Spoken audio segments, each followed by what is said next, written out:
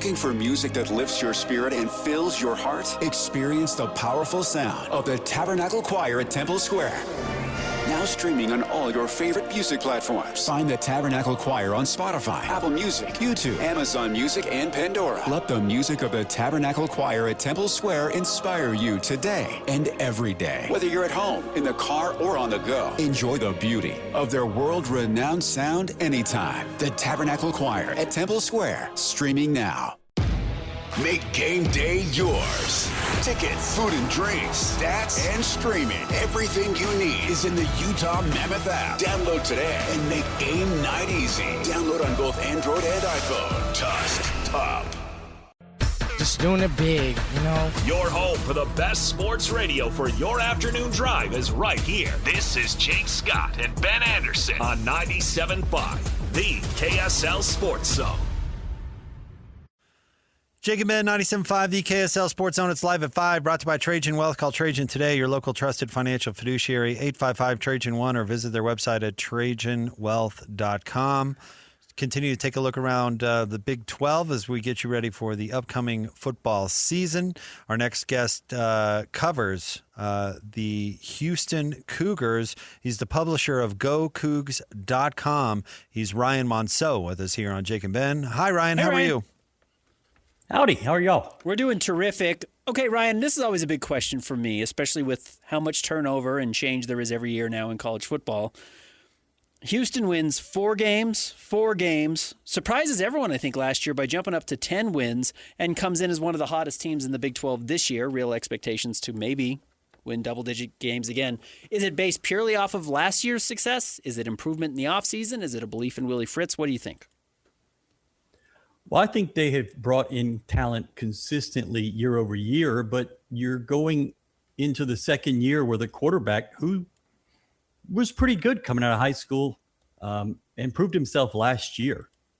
They've put weapons around him, and they have a solid defense that has kind of carried them through 3 years in the Big 12, even though the records didn't show it the first 2 years.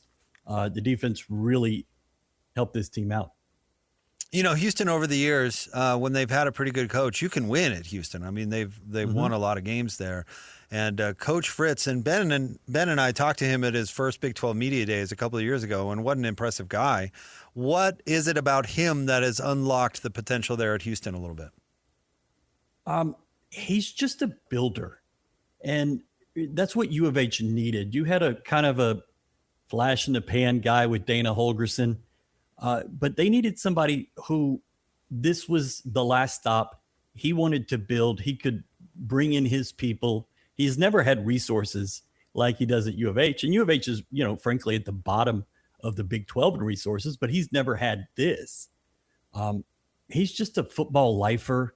He gets kids to believe in him. And they have really worked well with the pitch that, hey, we're going to recruit you. If you don't come here out of high school, that's great. You're from Houston. If you don't like where you end up, you always can come back home. Houston had a bit of a soft conference schedule last year, if I'm correct. They didn't play BYU. Yeah. They didn't play Utah. They get to 10 wins.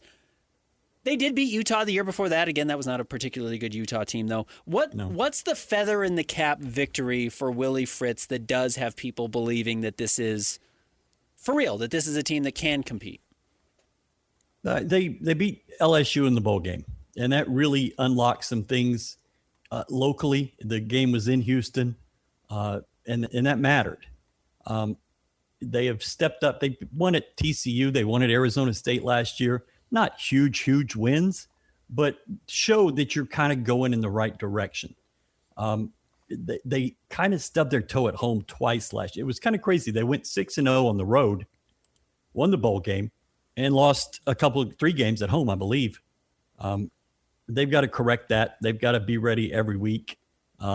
This schedule this year, not exactly killer, but more difficult than it was last year. Especially that week 3 game, right? I think the entire conference, if not the entire world, is rooting for Houston to beat Texas Tech. How do they specifically match up against the Red Raiders? You still don't know what Tech has. They've got the defensive line they had last year is gone. The quarterback Both of them are gone. And they come off of a week 2 game. They go to Oregon State. It's a night game. So they'll not get home till, 5 or 6 in the morning, Lubbock time. And then the game's a Friday night game. Houston will have played 2 games at home, and will go there in probably a better spot than where Tech is. This is a big circled game for U of H. It's kind of if we're real, we're going to show up here. But, Cody Campbell and Tech people have made a point of putting this on their map too. What's the balance of this team? What's the identity? Is there, a one side of the ball you think is going to be a real strength, or one area that's going to be a real strength? Or do you think they're going to have talent? Because you kind of look at some good receivers, some talent on the offensive line. As you mentioned, good quarterback, good running back transfer. It does feel like there's a lot of different options here. Yeah, it's depth for one. They just have not had a Big 12 quality depth the first 3 years in the league. But it's balance. Willie Fritz is a run first, run second, run seventh, run 10th, whatever it is, guy. If he never had to throw the ball, I think he'd be okay with that. But they have so many weapons in the passing game, and Connor Wigman has proven himself that you think, you're going to be sort of a 50-50 team. They are really stacked in the defensive backfield. I think you have 4 guys that are legitimate all-conference type players. Your 2 safeties and your 2 corners. So you can say the offense, but really I would say the defensive backfield. You mentioned resources a little bit. Dive into that a little more as we're all kind of getting to know the new game and the new rules and who has what. Where is Houston when it comes to that, NIL and financial support? They're at the bottom of the conference. There's just no way to sugarcoat that.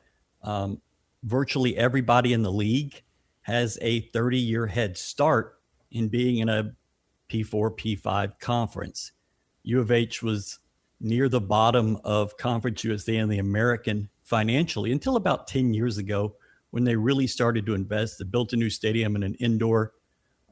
They started paying people what you have to pay to compete. NIL probably still well behind. They are stepping up on revenue sharing, and that's a huge deal. They've got 2 5-star quarterbacks in the room right now. Never been able to say anything close to that. So there's money there when it's necessary. Kelvin Sampson has found it in basketball, and I think people are going to be willing to push that to football as well, but you've got to keep building. Am I right? Second-year offensive coordinator, second-year defensive coordinator. We saw the wins last year. How did they perform individually, and is there worry about being able to hold on to them if they succeed again this season? I think you would be worried about your defensive coordinator. He's a young up-and-comer. He's worked for Kirby Smart, Nick Saban. He's an SEC guy. He was the DC at Florida that he got let go 2 years ago. And I think that's kind of where he would want to be. Slade Nagel, the offensive coordinator, is kind of a Willie guy. I would be surprised if he were able to move up just because of the offense they run is not flashy. It's not going to get, big numbers and maybe just not the attention that the defensive side could get. I'm sure the fans are excited because Houston expected to be pretty good, and I certainly wouldn't rule them out as a contender for the conference championship. But what are the fans expecting from this season? Is it 10 wins or bust, or what would be disappointing? I think probably 10 is the number they go to. I didn't think 10 was realistic last year, so maybe I'm the wrong guy. But this year, where you go to in the conference is the tricky part. You go to Tech, you go to Kansas State, you go to Utah, and then you have Colorado and West Virginia back-to-back in November. You just go to, basically, except for Iowa State, you go to the biggest, most difficult places to play in the conference. BYU is also who they're missing. So that part could be difficult. I think there's a tricky November schedule that they're going to have to navigate. They did not navigate that last year, and that's why they ended up a couple games back out of going to the Big 12 title game. Well, you touched on some teams there, and you mentioned Texas Tech earlier, and that's going to be the big one I think that everyone focuses on. If you beat Texas Tech, Houston can beat anybody. But what are the games you've got circled of, hey, this is the difference between maybe an 8-win season and so-so, maybe a disappointment, and 10 or 11 wins, and everyone says this was a really, really big run? I think there's two. It is Utah on October 24th. That is U of H has not played at Utah in my lifetime, and I'm 47. So that's kind of a different thing. And, you've got talent on that Utah team, that quarterback, and that's going to be difficult. And then you have a 2-game road trip in November. You play at Colorado on a Friday night. You fly to Houston, and then you have to go to West Virginia the next Saturday. That is the trap game of all trap games in my mind for this team. If you can get through Utah and then a couple of games in Cincinnati and Colorado, then you get to West Virginia. They've never played at West Virginia. It's going to be a difficult trip. I think those are the 2 games that you have to circle and say, this is where you need to pay attention. This isn't football, but I'm just curious. What's Kelvin Sampson like to cover? I love that guy. Well, he didn't know my name for the first 6 years I did this. My name is spelled or pronounced Monceaux. He called me Monceaux for 6 years. So we had a moment where I wrote something that really kind of touched him, and we have gotten, I wouldn't say close, but we are on the same wavelength. He comes on our podcast 3 or 4 times a year. He's prickly, there's no doubt about it. He's somewhat difficult to deal with, but he's completely, he's never going to BS you. It's just never going to happen. You're going to get straight up what he's thinking, and you might not like it. And he doesn't suffer fools, and he doesn't suffer people who aren't prepared. Ryan, outside of our local teams, Utah and BYU, and we'll take Texas Tech because it's the obvious answer, who do you like in the Big 12 this year? When you're looking at football, who's maybe not getting enough love in your opinion? I am so curious about Kansas State and Oklahoma State. Both have new coaches. Yeah. It's hard to see Kansas State not being a top half team in this conference. Oklahoma State has kind of tried to go a microwave Indiana route. I don't know if it's going to work this year, but if anybody can step up from that bottom half to get into that top half, I think it would be Oklahoma State. Well, Ryan, we certainly appreciate a few minutes of your time. Thank you very much for jumping on with us, and we'll catch up with you again before that Utah-Houston game later in the fall. Thanks, Ryan. Great. Thank you, guys. Thank you, Ryan. Ryan Monceaux, publisher of GoCougs.com. I do like hearing everyone's opinion on who else might be good because I don't think anyone knows. And right. Ryan, no, I totally believe agree. Ryan is educated in why he's making. I don't think he's just pulling a name out of a hat. No, but I think there was an article today in the Des News of look out for Central Florida. That's the team, and you've said why wouldn't West Virginia be good? And Rich Rod's been a good coach historically. I think a lot of teams could sneak up out of nowhere. I'm not betting a lot on Colorado, but there's good talent there. There's good recruits that they've gotten. Arizona State jumped up kind of out of nowhere 2 years ago. Mm-hmm. Arizona last year had a real bounce back with Fafita. There's talent in this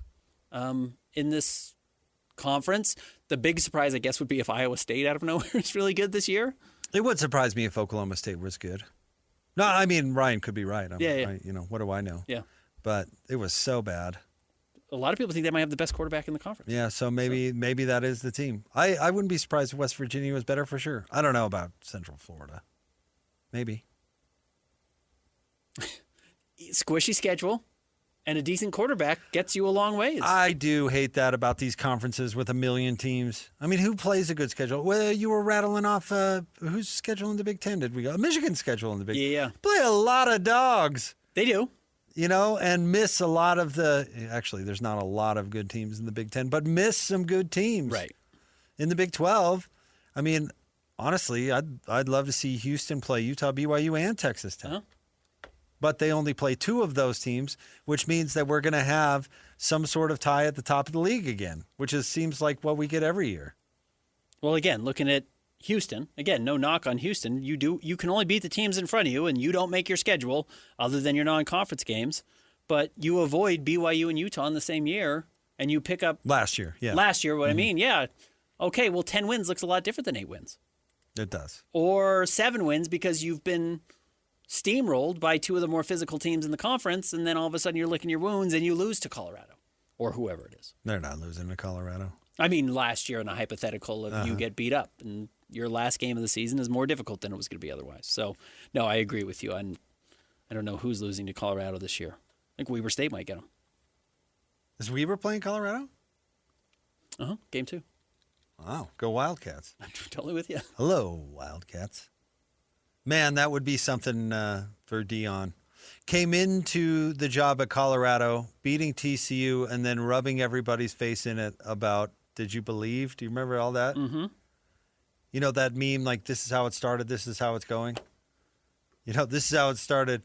I told you all, everybody to believe. Everybody believed. Nobody believed in us. To how it, how it ended or how it's going or whatever. Losing to Weber State. That'd be quite the turn. Well, they were awful last year. They did turn out to look the way everybody expected them to. And yes, who did they beat their first game? TCU. It was TCU. After they had gone to the national championship. The year before.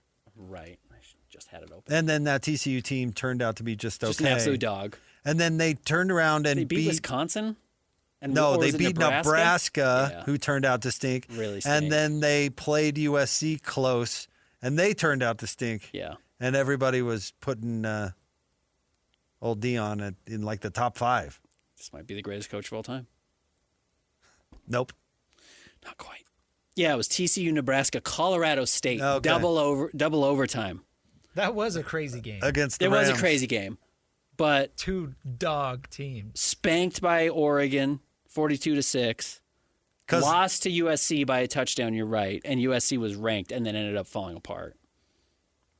Beat Arizona State as they were at near rock bottom before bouncing back. That was old Herm. And then lose to Stanford, UCLA, Oregon State, Arizona, Washington State, Utah. It's a rough and then run. had a good year in 2024. With Shador and Travis Hunter. Travis, yeah. Who's still happily married, by the way. Travis? Good for him.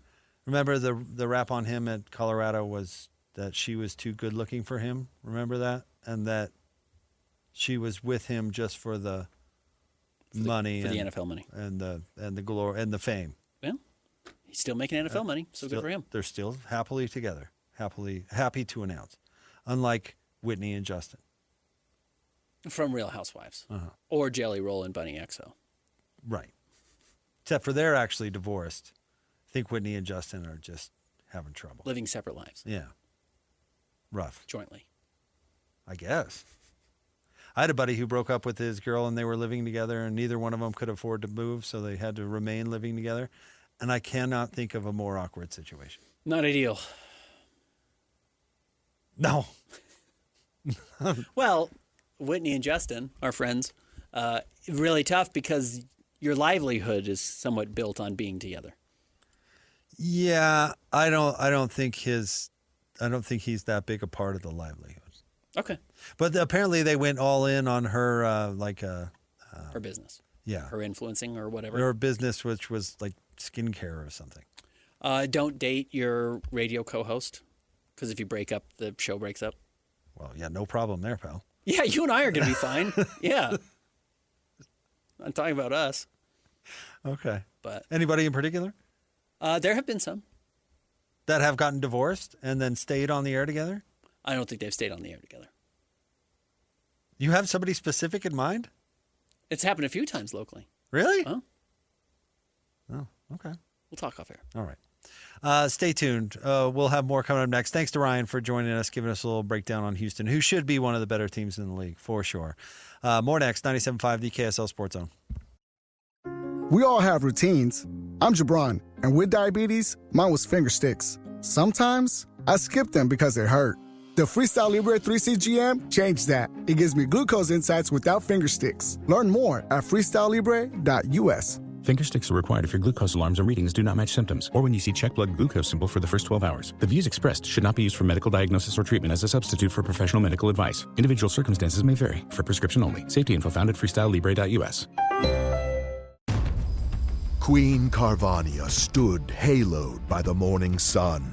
An army hung on her every word. My champions, I have sold my chariot on Carvana. 'Twas a lovely SUV, an inexplicably queenly offer. They're even coming to the castle to collect it.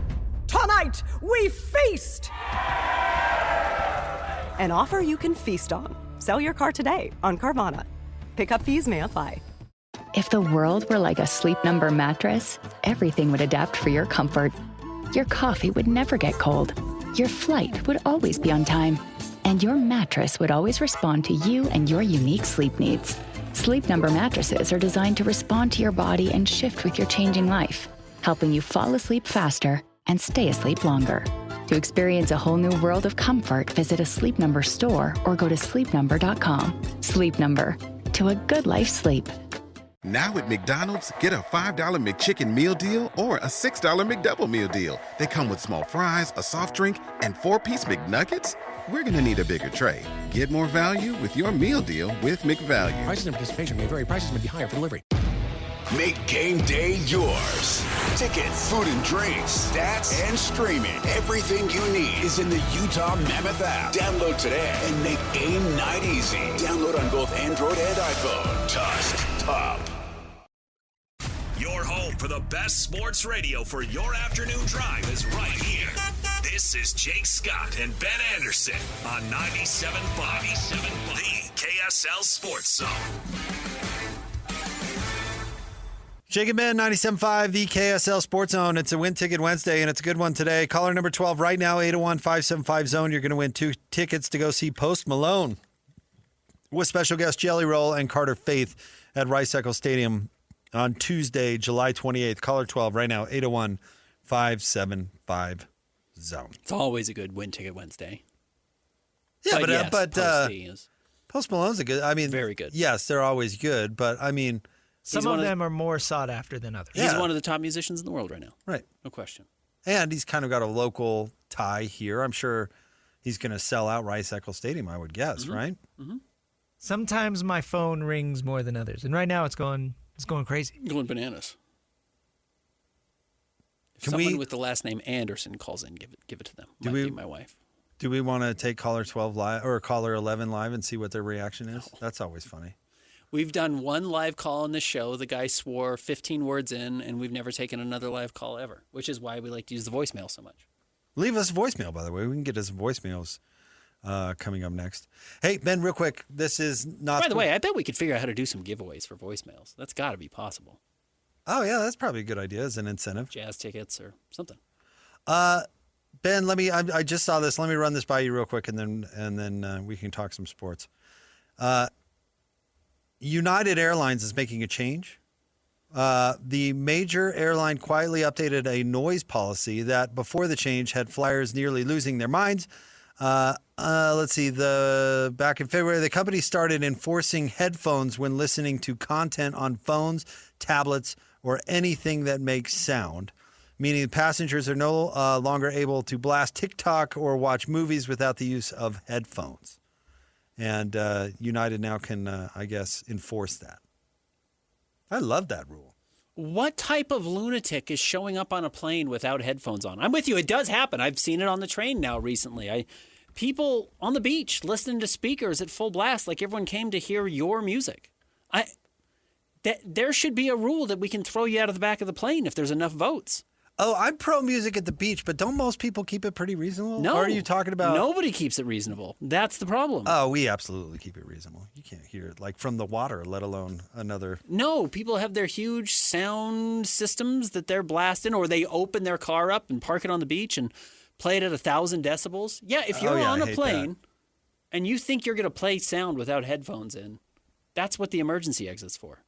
for you to be thrown out of the plane. Yeah, I totally agree with that. The one that is catching fire that I really hate is the speaker on the golf course. I hate it. Yeah, absolutely. And I have dear friends that love it and do it every time we play, and I absolutely hate it. Weird. I hit your speaker with my driver. I don't know. Strange how how did that happen. happened. 3 times in a row, you played the speaker, and I accidentally hit it with my driver every single time. No, I'm with you. We'll just keep it down. It's never been easier to listen to whatever you want to listen to privately at an appropriate sound. They have ear covering headphones, like the ones we wear on the show. They have ones that plug directly into your phone. They have Bluetooth. You can wear one ear pod.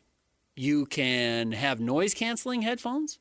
There is 1,000 ways to listen to music or a podcast or the radio or whatever you want to without bothering everybody around you. It's never been easier. And they're cheap. In fact, every airline, not every airline, but most airlines just give you headphones. You one now. You used to have to buy them. Now they just give them to you. So yes, if you're such a moron that you think, oh, they're just giving those away because other people may want them, I'm just going to play my music or movie or whatever at full blast, that's absurd. Then while we're talking about this, my other question for you, with the in-flight entertainment, you've got your own movie screen and everything now. And I am not a prude, nor am I pro censoring content per se.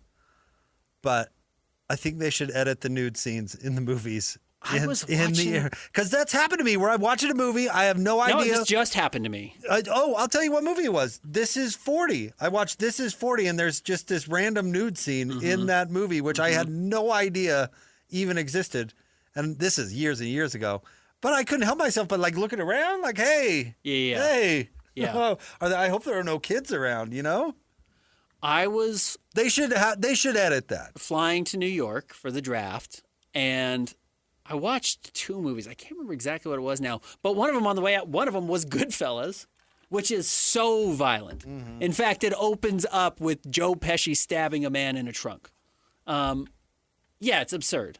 And I had forgotten that was how the movie, and I felt the same way because I'm not flying first class, and it's only me and my wife, so there's a third seat next to us somewhere. Somebody's catching a glimpse of what I'm watching. Yeah. So I felt the same way. So again, I'm not a prude, whatever. But it makes for incredibly awkward moments when you're on the plane. And I could have chosen something G-rated, but I'm not going to watch Robin Hood or what I mean, the Disney movie on the plane either. So yeah, I felt weird about it. So that's not pro censorship, but in that case, I don't think I'd mind that much, or blur it out or something. I'm going to give you a choice. I'll give you a choice. I don't know. Yeah. But with a movie, I had no idea there's a nude scene. I mean, I guess some movies you can really predict it, but some movies you can't. Sure. Anyway, there's my travel take from you. You're going to be doing some traveling, but you're doing it the old-fashioned American way. Are you going to make your the road trip? Are you going to make your kids not? I think you should really try this and tell me how it goes. No electronics, no nothing. Make them do it the old-fashioned way. You can have a book, and that's it. That would be idiotic. That is how I traveled. That's how you traveled. It's why I like so much the music I do like. It's I have a real soft spot for Gordon Lightfoot. Well, when my parents would drive us to California, and that was one of the 4 albums, that and the best of James Taylor.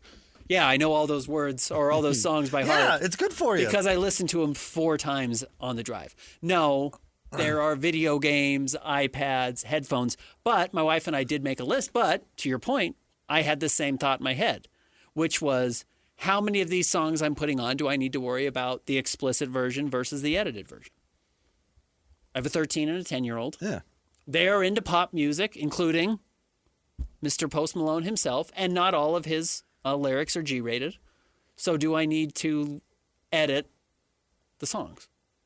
I think you should make them listen to your soundtrack of your road trip. Of my road of trip what you've put together. And, whatever you want. And make in my day. Make them listen to it.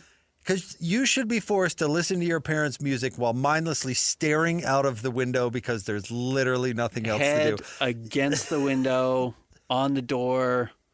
Raining outside. I can't look at another open field. Every mileage sign that passes is the best thing that's happened. You're right. to you. At least we're a little closer. How far? How much longer? What does it say? What does it say? How much longer? It's still 2 hours. Okay. We're down to 120 miles to Cheyenne. How far is it from Cheyenne? 400 more miles. Where you're flipping through the atlas because there's nothing. Yeah, just give me whatever. Else. Just give me whatever. Well, you should make your kids do it. It's good for them. They'll grow up better people. Well, I'm staying in a motel, and we were talking about that being a rite of passage. Christian, you have motel blood. I can sense it.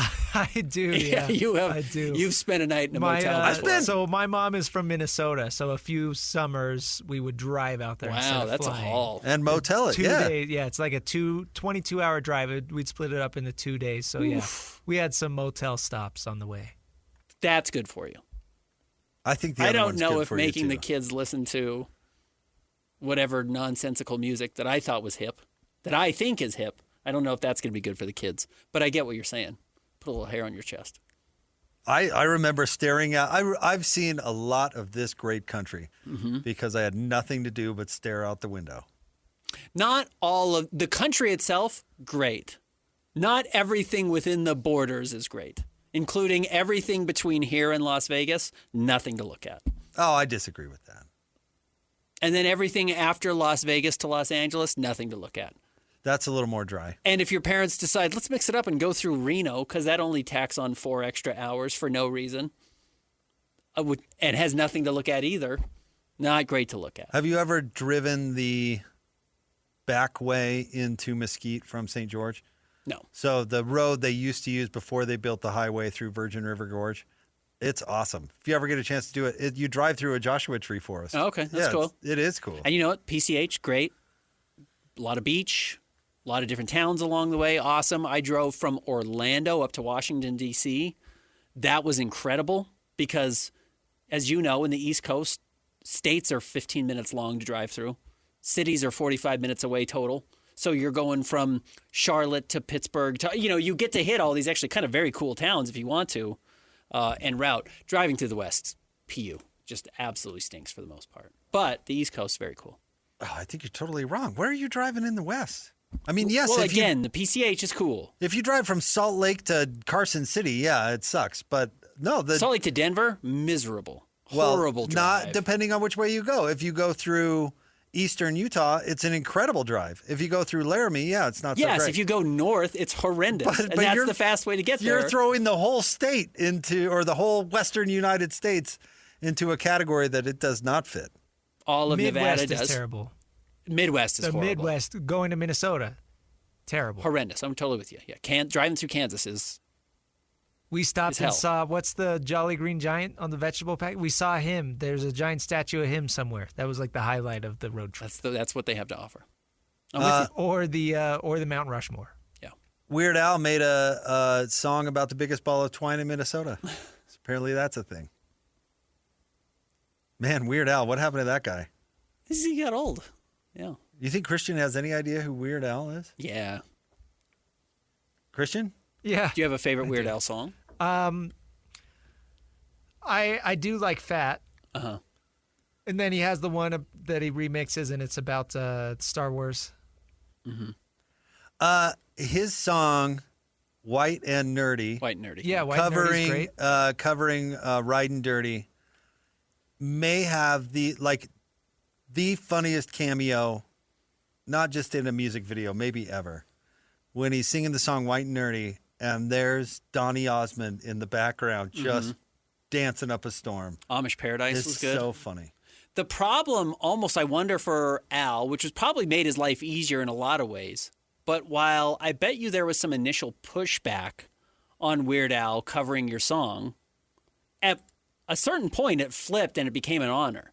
That meant you had made it. If Weird Al was going to do a parody of Bad, Fat, whatever the Star Wars, White and Nerdy, Amish Paradise, all these huge songs, at some point that was like, wow, I've made it. It's a rite of passage. Weird Al picked my song to do a cover of. That became a big deal. I bet he made a fortune. Absolutely, yeah. Weird Al. I haven't thought about Weird Al in a long time. They made a movie about him. with Daniel Radcliffe, Harry Potter, the old Harry Potter guy. Well, he's in the movie UHF. Is that what it's called? Yes. UHF, which Weird I have Al is. not seen. I have. And yes, they made a biopic About Weird Al? Huh? Wow. Must not have been very good. Sadly, like most of Weird Al's music. Oh, Weird Al's music is He's got brilliant. some hits. It's brilliant. I bet it's not all good. The 5 we mentioned, probably pretty solid. The rest? I had the UHF soundtrack when I was a kid. Okay. On vinyl or tape? Tape. Yeah. That was amazing. I bet. There's a song called She Drives Like Crazy instead of She Drives Me Crazy, which was funny. It's good wordplay. It is. Good segment, Ben. All right, we'll have more coming up next. It's Jake and Ben. We'll get to your voicemails. Send them in, 97.5, the KSL Sports Zone. Bike's sputtering on me. That's not what you want on a cross-country trip. Yeah, you're telling me. Looks like my journey ends here. No, mate, you ride with Geico Motorcycle Insurance and got their 24/7 emergency roadside service. They'll fix your bike right up. Where you headed, anyways? Oh, I'm going to Cromenge. You ever been? No, I can't say I have. It's like Stonehenge, but shiny. It feels good to ride with help. It feels good to Geico. Emergency roadside service is optional coverage. Not only do these guys give you the best jazz coverage in the market, they've got you covered with the Mammoth, the Cougars, the Utes, and the Aggies. This is Jake Scott and Ben Anderson on 97.5, the KSL Sports Zone. Two amigos on their ways, talking sports. They got him made Jakes and also loves his tie guy. Ben's got style with his scarves. Oh my. This is Travis with Jake and Ben. That beating of a high school janitor, that's Jake's favorite actor, Adam Sandler. This message is for Jake and Ben. I'm starting to get nervous that Christian is slacking off in his film edification. It's probably 2 or 3 times a week that something is brought up he has neglected to partake in. Maybe during some of these drier sports months over the summer, we can start a weekly segment and get Christian's updates on what he is watching. I think we need to hold him accountable. Seems like he's dropping the ball on a lot of these movies. Could not agree more, Jared. Jared's definitely dropping. There's voicemails from Travis and Jared. Thank you both for leaving those for us. You can go to the KSL Sports app, go to the voicemail section, and then record a message for us. Say it's for Jake and Ben, and we love to play them. Christian, I don't think you've seen one movie that we've required you to see. So you guys got to understand, obviously. What do we have to understand, Christian? 20 years younger than you guys. If it's, post 07 or 08, there's a really good chance that I've seen the movie. You guys have had a lot more time to watch movies. You are you are dancing around the subject. We are not expecting you to have seen Almost Famous in the theater. We are expecting you to carve out 2 hours of your personal time to watch a fantastic movie that absolutely has not only a Utah tie, but a job philosophical application for you. It took me 3 years to watch Major League. I'll get to Almost Famous when I get to it. But then all these other movies, do you know when Netflix started its streaming service? Not mailing you DVDs, which both Jake and I had subscriptions to. I assume you had a subscription because everybody did. And then they started streaming, and I was like, this is never going to work. But it got rid of the DVD mailing process. Do you remember when that started, Christian? 08? 07. Okay. How old were you at that point? 7. It's never been easier to watch movies than it is throughout your entire life. So the idea that somehow movies before 2007, because Jake and I are 20 years older than you, it would have been easier for us to see movies is a lie. It was never harder to watch movies. But you guys have a whole 20 more years than I have to watch movies. The ability for you to catch up in the Netflix/streaming world completely erases any excuse. Yeah, I'm working Jake on other and I stuff used right to now. go to Blockbuster or Hollywood Video or Top Hat Video or what was the other one? I don't know. Video Verns. Video Verns. You could rent movies from the Tower if you really wanted something niche. The pain of going to rent a movie and there being 50 empty boxes of the new release that you want to see. And being like, fine, I guess I'll rent Godzilla again or whatever nonsense was such a real thing. It was hard to watch movies in the past, especially if there was any desire to see that specific movie or if it was remotely off the beaten path. There's just a great chance it wasn't at Blockbuster or Hollywood Video or Video Verns or Top Hat or whatever. Now you can go home and watch Almost Famous tonight without getting off your couch. You can find an illegal version that somebody has uploaded to YouTube in the last 4 days. Yeah. So no, there's no excuse. I don't care that you have a young child. We both have young children. Yeah, that's life. Hey, as long as we're talking movies real quick here, and then we'll get into it in the 6 o'clock hour. But Paramount is greenlighting or pushing forward Tom Cruise's next project. Do you know what that is? Well, I know the movie Digger is coming out, but he's got something after this. His next project? No idea. Days of Thunder sequel.